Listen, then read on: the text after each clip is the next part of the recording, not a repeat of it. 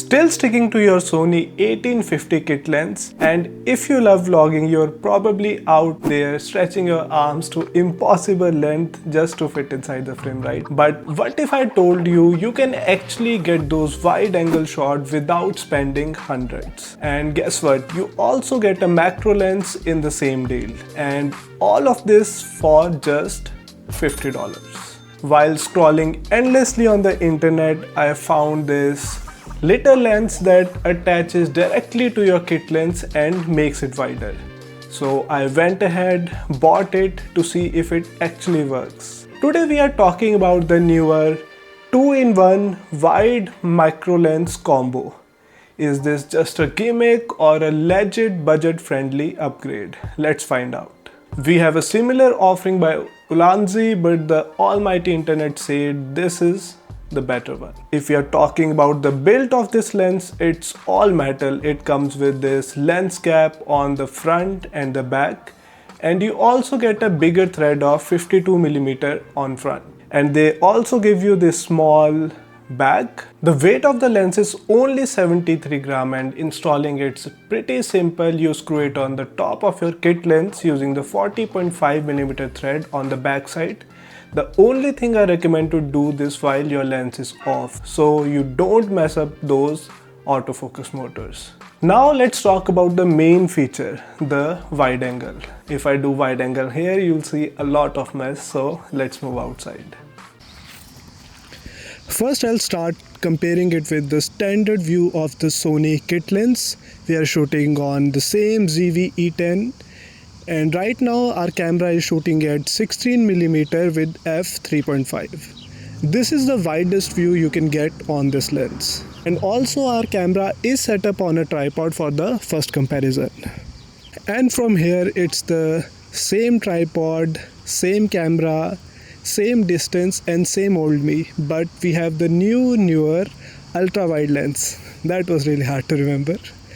And this lens provides you a 84-degree view angle, which is equivalent to 18mm on a full frame lens.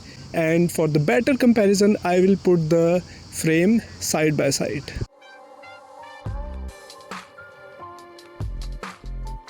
So this is how we are shooting with this for this video. I'm holding the camera directly in my hand, and this is normally how I shoot, let's say, the vlogs without using any kind of selfie stick. All the settings that you see in this video will be done directly using my hand. So now we are walking and talking. Right now I'm shooting with the Sony ZV-E10 on the kit lens and with the electric stabilization on. So when you have this EBIS on, the video gets little bit too tight. And if you turn off the electric stabilization, the E shutter goes little bit crazy.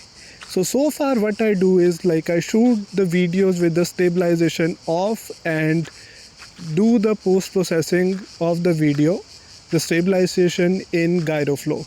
So with using the gyroflow, this is the maximum amount that you can fit in.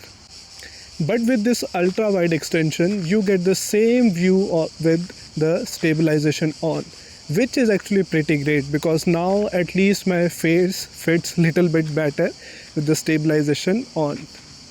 And you can fit even more if you turn off the stabilization mode off and then try to do the post-production stabilization with the gyroflow or the Sony's own extension, so you can view it better. Now I'm going to put the videos side by side for the comparison.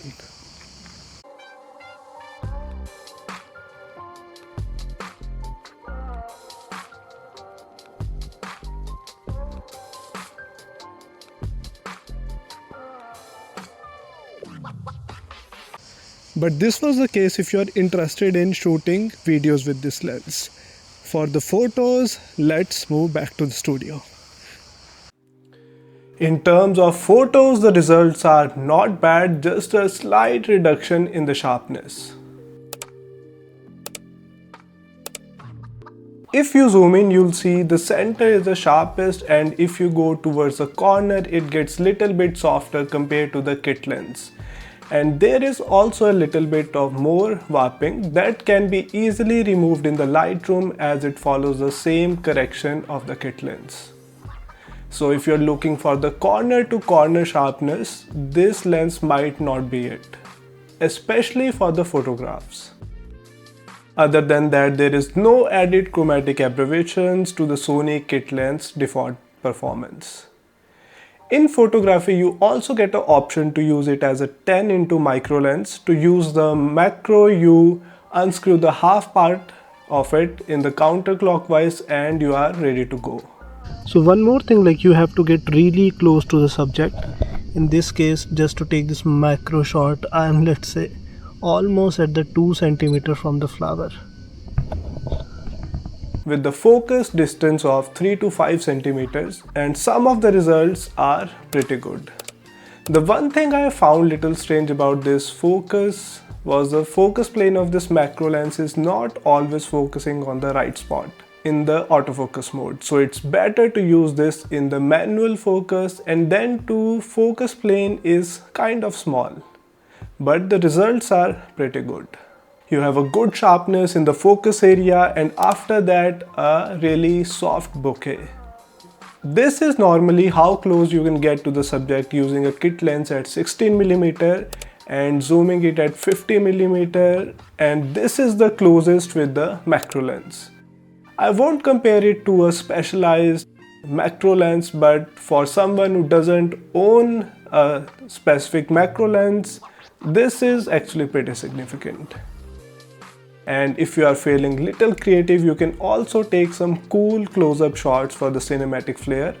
Although these are little hard to focus in handheld, so better put that camera on a tripod. So what do you think? Would you rather save for buying the Sony 11mm wide lens, or you can buy this in the meantime? It doesn't cost much but gives you a much greater option if you are still using the kit lens and are looking to experiment without breaking the bank.